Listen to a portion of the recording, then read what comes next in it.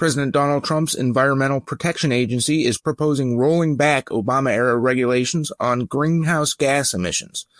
Lee Zeldin, administrator of the EPA, said this week that the administration is looking to rescind the 2009 Endangerment Finding, which directly led to the Biden administration's electric vehicle mandate, pushing to reduce the production of gas-powered vehicles. Joining me to discuss this is the Center Square regional editor, Steve Wilson. Steve, what is the 2009 Endangerment Finding, and what does the EPA's plan to rescind it mean for everyday Americans? Well, what it is a finding that says that greenhouse gases are a pollutant. And that doesn't sound like a big deal. It really is, because what that's meant is these car manufacturers have had to reduce the amount of CO2 coming out of your tailpipes. And how have they done that? They have scaled down these motors. It used to be 10 years ago, you could get a V6 in just about any just basic family car. Toyota Camry, Chevrolet Impala, which by the way no longer exists, Honda Accord, Nissan Altima. But now they've had to downsize engines. They've had to go to these turbo 4s. They've had to go to hybrids. For example, look at the Toyota Camry. 10 years ago, you could get an optional V6 for $31,500. And the car started with just a non-turbo 4-cylinder at about $23,000. Now it's all hybrid. You don't have a choice. It used to be the hybrid was just an option. Now it starts at $28,400, and the range topping version is $34,600, and that's got a hybrid. So you don't have any choice. You're just stuck with a smaller engine, and these smaller engines are trying to pull around bigger cars and are trying to do the work that a bigger V6 or back in the day a V8 would do. And I think the problem is for the consumer is that these engines, they can get better gas mileage, but you have to drive with a very light foot. And also they're more expensive to repair. They probably don't last as long. The hybrids, even though it's not an electric where you have to totally tear the car apart to get the batteries out, you're still going to have to replace those batteries probably about the 200,000 mile mark. So you've got this brings a lot of issues. But the thing I will say, this is not going to happen overnight. You're not going to see V6s and Camrys tomorrow.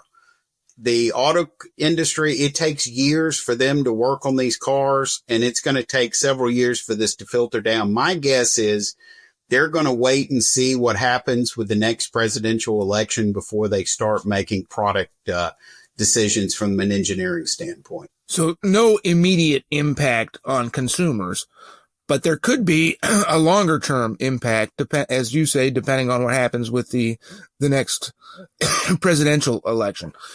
The Trump administration has said that this Obama era emissions regulation led to the EV mandate that came out under the Biden administration.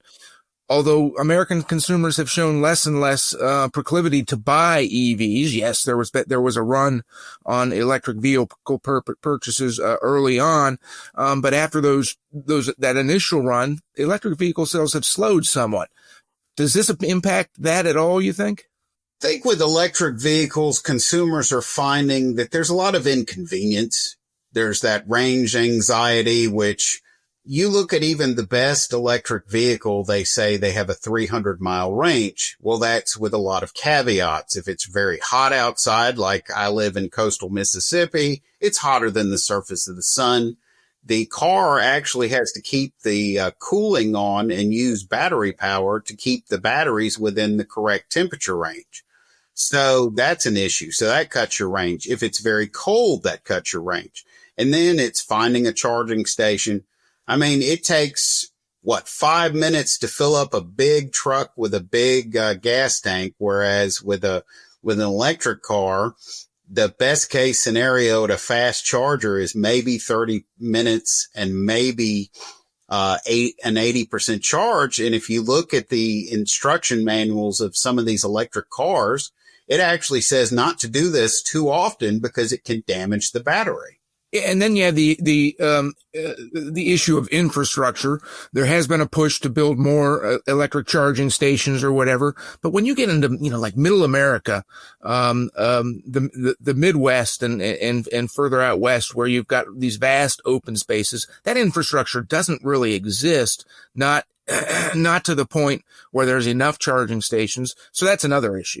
As someone who almost ran out of gas in Southwest Texas in between towns can attest, you do not want to be in that scenario. But I think another thing with the electric cars that's really cramped the consumer enthusiasm for them is they're expensive and they're inconvenient, and people want something that they can just go and do what they need to do. Because if you want to charge your electric vehicle to its full capacity at home, you've got to have an electrician install a 240 kilovolt plug in there, and that's not cheap. I mean, you're talking probably $1,000 to $2,000. So this requires a lot of investment on the part of the consumer. They've got to plan their life around finding charging stations because not all of them work. Some of them are down for maintenance. So it's an issue. And I think this is going to help to where they're going to let the market decide. If electric cars are better and consumers think they're better, fine. But the federal government won't be mandating that we have to have these as our primary transportation. Steve, thank you for joining us today. Listeners can keep up with this story and more at thecentersquare.com.